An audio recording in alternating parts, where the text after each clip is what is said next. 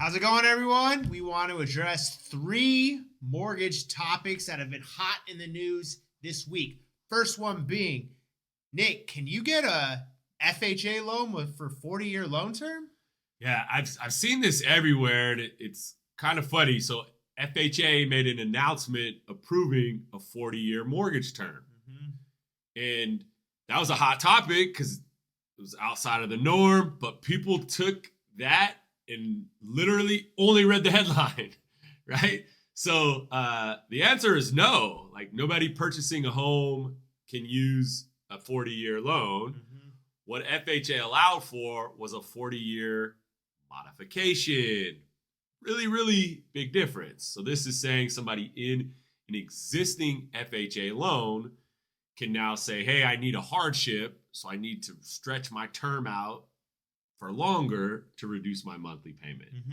But 100% not accurate that now you can purchase or take, a new FHA loan at 40 years. Yeah, well, people only were reading headlines. Imagine that. You mean the media is not a public service company? No, I don't think so. Let's talk about headline number 2. Can you get a conventional loan with only putting 1% down? I saw that in the news as well. So United Wholesale Mortgage, UWM, big announcement, right? 1% conventional is back. So this is something they did previously.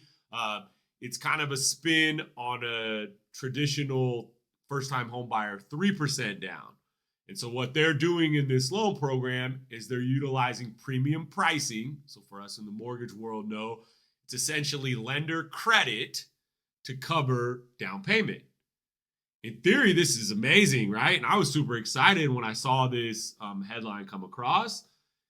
Then I had to read some of the fine print, and I was let down. So number one, the maximum seller contribution that they're going to give is a total of $4,000. So that's not very much. That means in order for somebody to actually get a loan with 1% down, their purchase price would have to be their loan amount would have to be $200,000 or less. Very hard, right? At least in this area, to purchase a home and have a loan amount that low.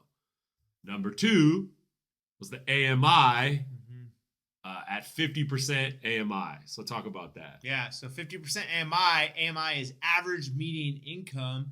And I believe in Sacramento, that would be 51,200. Yeah, so a little bit lower on the income, especially when you're looking at current prices and rates and stuff like that. So sounds like one of those programs that once you peel back the onion, you find out what the truth is. Yeah, it's a little spicy once you peel it back, right? So yeah, somebody would have to make under 51,200 in our area to qualify.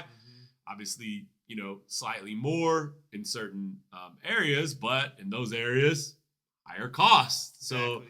So, are you going to have an ability with that low of an income to qualify to buy a house, to afford? Probably not. I think this is going to actually serve a very, very small subset of people. So while it's cool, while it's exciting, the utilization, in my opinion, will be low, right? Another super, super hot topic right now is inflation. Yes. And as inflation goes down, rates go down. Yes. Now, we've been screaming this forever. So those just getting on the on board now, that's awesome. Welcome on board. We're glad to have you, right? We appreciate everyone. We accept all guests. Yeah, we appreciate everyone contributing to this hot topic. But one thing that I want to point out, and that I've seen a lot of people doing right now, is circling May 10th. Yes. Why are they circling May 10th? So May 10th is an important date because it will pull it's a consumer pricing index report for the month of April. We actually had a great report on Wednesday of this week, and the year-over-year number went from 6% to 5%.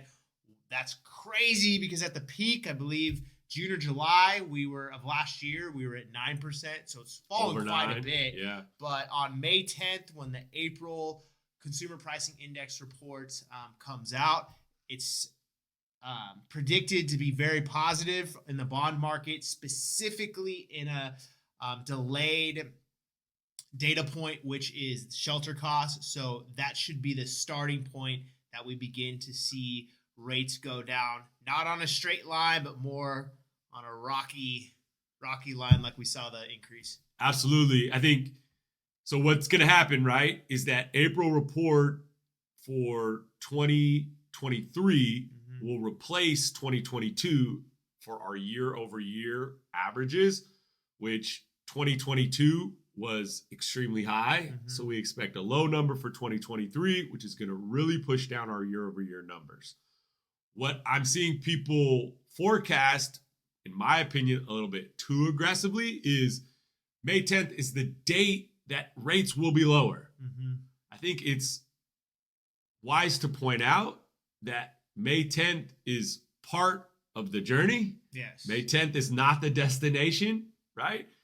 We are going to start to see more and more positive news around a decrease in inflation, which will have a positive impact for a decrease in interest rates. That's what we're excited about. That's what we have to look forward to. And we'll keep bringing you good news as we get it.